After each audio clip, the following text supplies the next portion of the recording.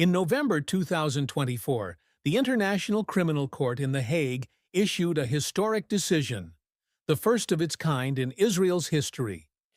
Arrest warrants against Israeli Prime Minister Benjamin Netanyahu and Defense Minister Yoav Gallant on charges of war crimes and crimes against humanity, a decision that came after nearly 10 years of investigations, legal files, satellite imagery, field testimonies, and undeniable evidence of the use of siege as a weapon, systematic starvation, and the deliberate targeting of civilians.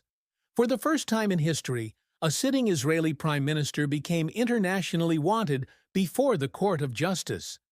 To understand the weight of this decision, we have to take a step back.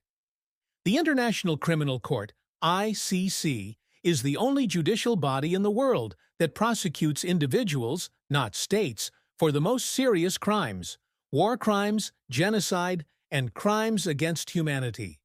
It was founded in 2002 under the Rome Statute and operates independently from the United Nations. In 2015, the Palestinian Authority officially joined the court and simply said, "We accept your legal jurisdiction over the Palestinian territories." From that moment, the issue shifted from a political conflict to an international legal case. After 5 years of investigation, in 2021 the court ruled that it has jurisdiction over crimes committed in Gaza, the West Bank, and East Jerusalem. Then came the October 7, 2023 war, reopening the gates of hell once again. New evidence, documented atrocities, thousands of martyrs, hundreds of thousands of wounded, and millions displaced. As the total blockade dragged on for months, starvation became an official weapon. In September 2025, even the United Nations released a report explicitly stating that Israel bears responsibility for committing genocide in Gaza. And the UN Commission of Inquiry confirmed that some of Netanyahu's statements amounted to direct incitement to genocide. But then came the question everyone started asking: will Netanyahu actually be held accountable? Or will he, once again, escape justice? Even stranger were reports suggesting that the latest ceasefire in Gaza was not just a truce, but rather a political deal, one designed to secure legal immunity for Netanyahu in exchange for calculated political concessions, allegedly brokered with Trump's help.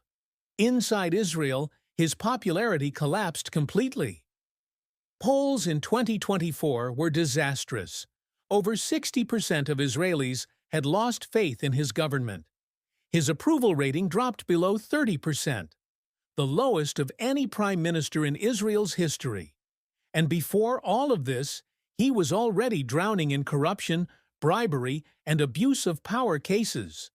In simple terms, legal files were chasing him inside Israel, and now international warrants were chasing him outside it. He was surrounded from all sides, domestic support was gone, and the outside world was threatening him with arrest. So he had to look for a savior. And that's where Donald Trump enters the scene, the man who sees himself as the deal-maker. Since his return to the political stage, Trump had been searching for a strong card to rebuild his image as a tough president who can save allies and crush his enemies. The Netanyahu case came to him like a gift from heaven. Trump's attacks on the ICC are nothing new. He was the first U.S. president in history to impose sanctions on ICC officials themselves. In 2020, he banned prosecutor Fatou Bensouda from entering the U.S. and froze her bank accounts, just because she opened an investigation into war crimes in Afghanistan that could involve U.S. soldiers. He described the court as a threat to U.S. national security. Trump had the tools, the political motive, and a massive audience ready to cheer if he declared, "I saved our ally Netanyahu from a politicized court." In practice, American pressure did begin. Washington sent secret messages to European governments, warning them not to enforce the arrest warrants against Netanyahu. Countries that refused were placed on the U.S. gray list. Those that stayed silent effectively helped weaken the court. Meanwhile, Netanyahu was selling the narrative at home that the ICC was not a legal threat, but a political conspiracy against the Israeli army. He turned the accusations into a national badge of honor. The more the international pressure increased, the louder the Israeli right wing rallied behind him. As for Trump, he presented himself as a true statesman, someone capable of ending the war, bringing peace, and at the same time protecting allies from international blackmail. But the outcome was extremely dangerous. The moment the truce was announced, talk about the arrest warrants vanished. Capitals shifted focus to reconstruction plans, and justice disappeared from the scene entirely. The court became marginalized, human rights advocates went silent, and the media turned to discussing peace and aid instead of crimes and accountability. In one word, Netanyahu survived. For now, but at a heavy price, a price called the collapse of international justice. And that brings us to the bigger picture. The world now stands at a crossroads. If Trump truly manages to shield Netanyahu from the court, it would mean that international justice has become a tool of the powerful, that the most powerful nation on earth, instead of defending international law, is now attacking it. And that sends a chilling message to every tyrant in the world. Do whatever you want, as long as you have a powerful friend. Justice is no longer for everyone. It has become a privilege. Meanwhile, in Europe and the US, the streets looked more divided than ever. While protests erupted, demanding an end to the war and accountability for the crimes others justified, remained silent or feared speaking out, afraid of being labeled biased.